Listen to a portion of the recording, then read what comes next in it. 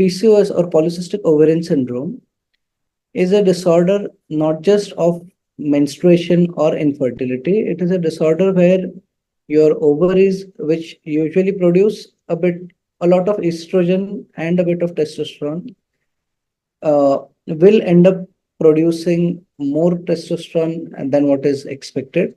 And this can manifest in various ways in terms of abnormalities with your menstrual health, that is, irregular periods, or girls who are not getting periods without medication, or girls who cannot conceive or are having difficulty in conceiving, that is infertility. Along with this, that PCOS is not just an issue with your menstrual health or infertility.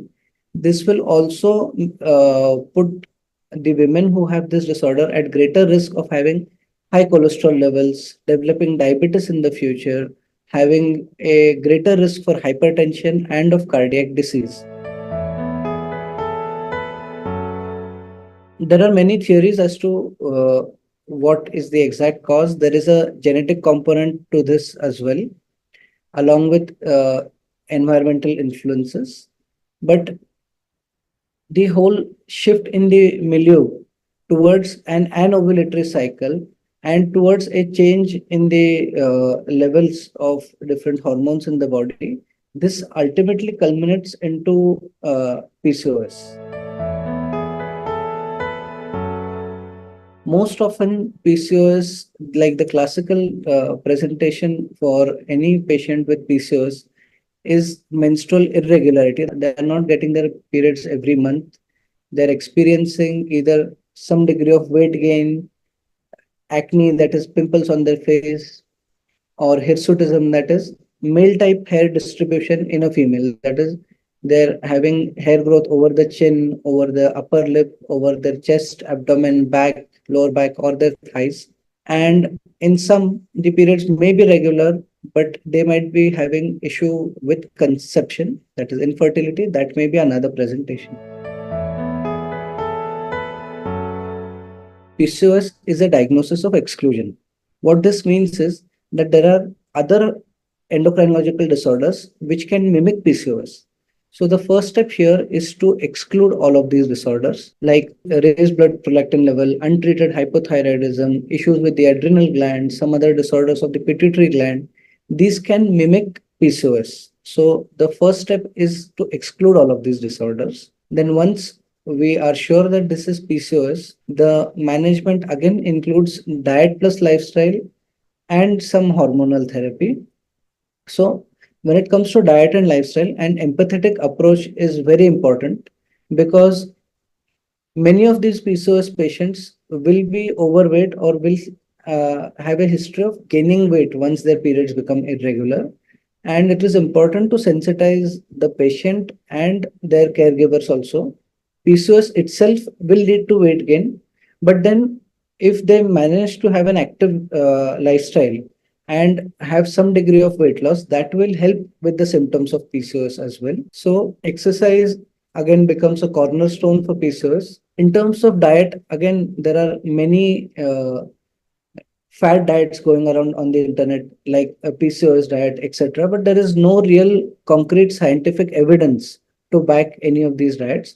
What we want to go for here, again, is a balanced meal, to avoid processed or ultra processed food, to have enough proteins, enough fresh fruits, fiber in your meal. It is not just about what you're having, but when you're having it also, that's important. So avoiding late night meals and looking at the sleep patterns. All of these things may not necessarily contribute to PCOS directly, but they will definitely contribute to weight gain, which may again worsen the features of PCOS. In terms of exercise, again, it's a mixture of cardiovascular and strength training is advisable. And in terms of your medication or your pharmacotherapy, the treatment options depend on what you exactly want. So if it is someone who's unmarried, who just wants to have regular cycles, then they can be put on a combination of estrogen and progesterone based therapy. which is a cyclical therapy, usually administered 21 days every month. There are some who are either whose risk profile does not fit these medications or who are unwilling to take these medications. So for them, just a withdrawal bleed with certain medications can be given, though it is not the ideal form of therapy. And for individuals who wish to conceive, seeing an infertility specialist and looking at what the options are. Basically, here in terms of infertility, the problem is that even women with PCOS, even if they have cycles, they have something that is known as anovulatory cycles. That is, the ovum which is supposed to be released on the 14th day of the cycle does not get released, so the chances of fertility are low. So therapies which may help in ovulation induction can help many patients with PCOS. So again, the medical management here depends on what is the aim of therapy. Healthy life is imperative. It is a non-negotiable thing when it comes to the management of PCOS. But I would not look at it as an either or option. That is either healthy life or medication. It for most patients, it is a and proposition. That is a healthy lifestyle and medication will help them in achieving their treatment goals. For anyone who's harboring the misconception that if I'm on medication, the diet and lifestyle part does not matter, that is not true, because any degree of weight loss or even a physically active lifestyle and a good diet can help in improving the features or the symptoms arising out of PCOS.